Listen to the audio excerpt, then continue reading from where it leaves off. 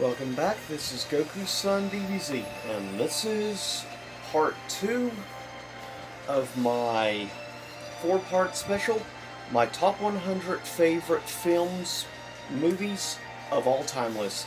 This includes, as I mentioned before, all films, whether it be animated, whether it be anime, doesn't matter if it's CG, doesn't matter if it was released in theaters, or directed video, or even like a TV channel original. So, with that said, and yes, I'm even including miniseries with it. So, with that said, starting up at part 7, or rather at number 75. And at part 4, I will do a quick rundown, refresher of all the past. But at number 75, excuse the thunder outside, it's storming right now. But we have, at 75, one of my definite favorite, most recent horror films over the past decade, that being, of course, the film Sinister, comes in at 75. Next, coming at 74, is a classic animated film from the 1980s. It was the first film I would ever see, and would basically end up being my personal favorite film from, of course, the film master of the 80s, Don Bluth. And number 74 is An American Tail. Next, coming in at number 73, is actually a TV channel original movie, one of only like maybe 3 total, I think, TV channel films on this list. At 73 is the Disney Channel original family-friendly horror film, which I still really like. Don't Look Under the Bed, which of course is about the boogeyman. It's definitely very cheesy and it's not aged the greatest, but it's something I really like. And keep in mind, that was quite a few years ago when it came out, so yeah, a little bit of a nostalgia thing as well for me. Coming at 72 is easily my favorite film from a director I feel gets a little too much hate. That is, of course, M. Night Shyamalan. Coming in at 72 is my personal favorite Shyamalan film, that being Signs. Next, coming at 71 is, in my opinion, one of the best action films of the entire 80s. And it got as the theme song a great track, in fact, my favorite song from Queen. And that being the song Princes of the Universe.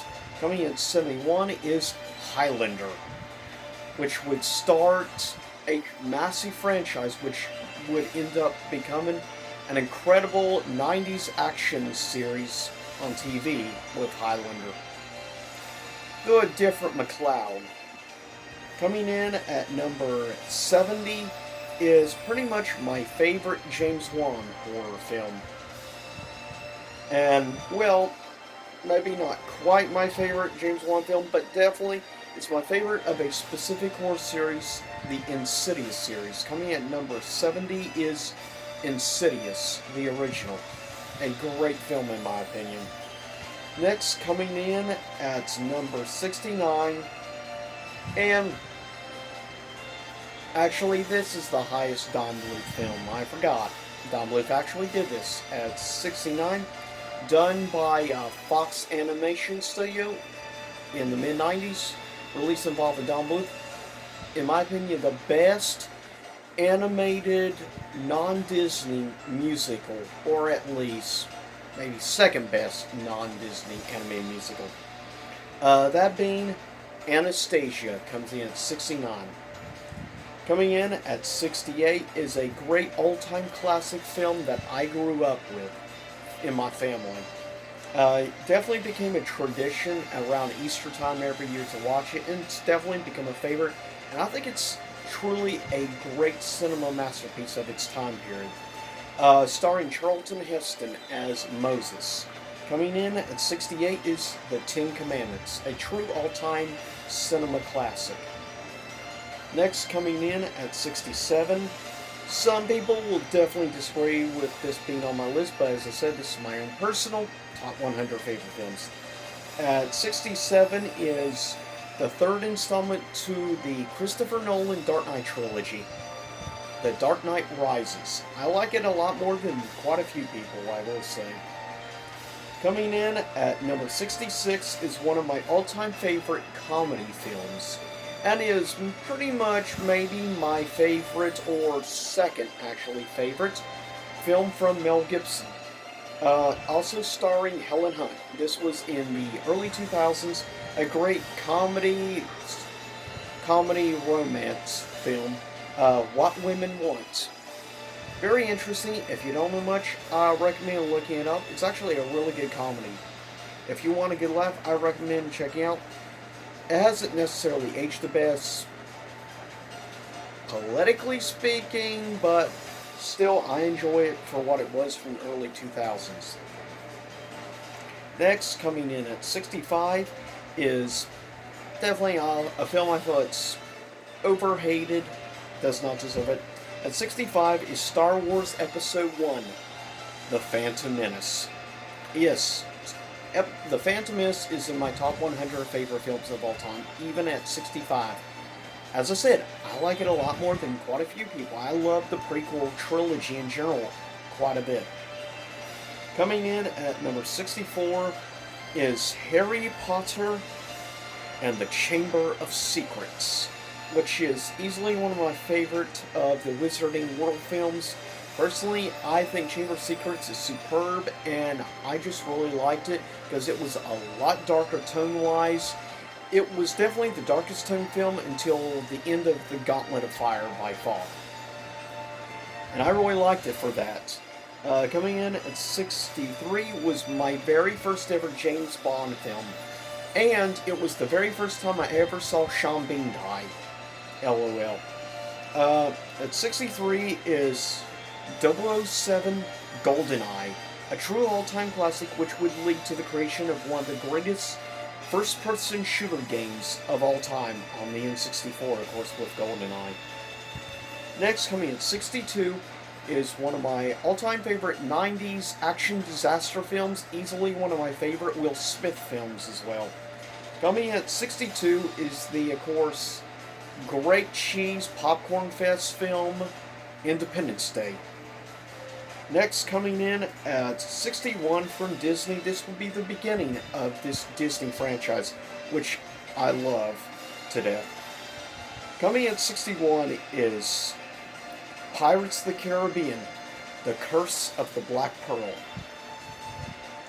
Next, coming in at number 60, well, definitely, I would say in my top 3 favorite stop-motion animated films of all time. Definitely a classic. Well, not stop-motion. I got this mixed up with something else. At number 60 is a true all-time slasher classic. At number 60 is the original Nightmare on Elm Street, which, of course, is the very first movie appearance of Johnny Depp. Coming in at 59 is a film that is criminally underrated, does not get the respect it deserves, and it heavily influenced the creation of The Matrix, which would come after it. This film, to this day, I think, philosophically, has a lot to say, just like The Matrix, but doesn't get the credit it deserves. At number 59 for me is Dark City, a great film from New Line Cinema. If you never watched Dark City, just look it up. Check it out. Trust me when I say there's a lot of good, deep thought and commentary on society as a whole, and even concepts of humanity. That's why I love Dark City so much. Coming in at number 58 is probably my third favorite James Bond film. Coming in at 58 is 007 Skyfall. Next, coming in at 57, a great action comedy type film from the 80s with Michael J. Fox. And that is, at 57, the original Back to the Future film. Coming in at 67 is a film I did not expect to like nearly as much as I ended up doing. It's a prequel film to a not-so-great horror film which was technically a prequel film to a great horror film. Coming in at 56 is, in my opinion, the best film in the Conjuring universe. At 56 is Annabelle Creation. Next, at 55, is, I think, a film that deserves a lot more respect than it gets by the hardcore, old-school Alien fan base. A great science fiction horror film from Ridley Scott, of course, the creator of Alien. And that is a great prequel, in my opinion, that is far better than most people give credit for.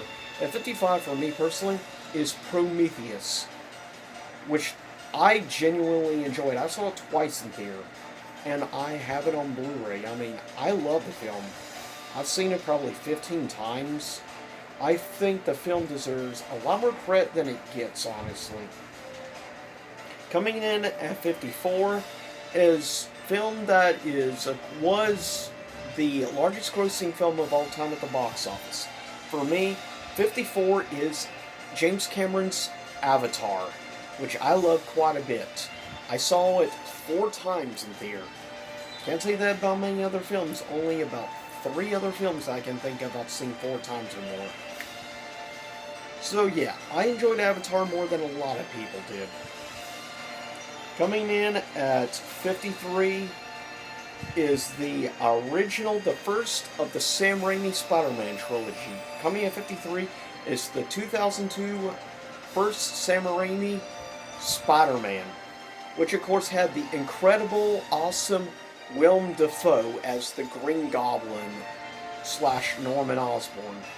In my opinion, Dafoe steals the film with his role, and of course the introduction of J.K. Simmons as J. Jonah Jameson. Incredible. I have mixed feelings, as I've said before, with Tobey Maguire. I think he makes a great Peter Parker. Not so good on the Spider-Man aspect, but nostalgia factor and everything, I will admit, I really like this film. I like it a lot. It's my favorite of the Sam Raimi trilogy, personally. But yeah, I really like this film. I always have, and I always will. There will always be a special place, especially thanks to William Dafoe. It is one of the main reasons I always come back to rewatching the movie. Coming in at number 52 is, in my opinion, maybe the best Star Trek movie ever, and it's not even Star Trek. A great comedy science fiction film from, I believe it was 1999, starring Tim Allen, believe it or not. Great science fiction, comedy sci-fi film, and even had Alan Rickman and many other great actors involved in the film. And of course, that being at 52, Galaxy Quest. Coming in at 51 in for part 2 is, in my opinion, the best Superman movie of all time. There is no debate, in my opinion. Coming in at 51 is Superman 2, which of course would become famous for the meme it would create, "Kneel before Zod," and many other cheesy things. But of course, the great John Williams score will always make it memorable, and Christopher Reeves as Superman, to me, is the definitive Superman. Trust me, I like Henry Cavill's Superman. I think he looks the part perfect, but I think encapsulating the personality that is Superman will always be Christopher Reeves, in my opinion. And this was the film that made me a Superman fan in the first place, and I've always liked Superman more than Batman. May not be a popular opinion, but that's fine. I'm used to not having popular opinions. But with that said, that is my personal favorite films, 75 to 51. Stay tuned next time for, of course, 50 to 26. And stay safe out there, everyone. I'll see y'all next time. Same YouTube time, same YouTube channel.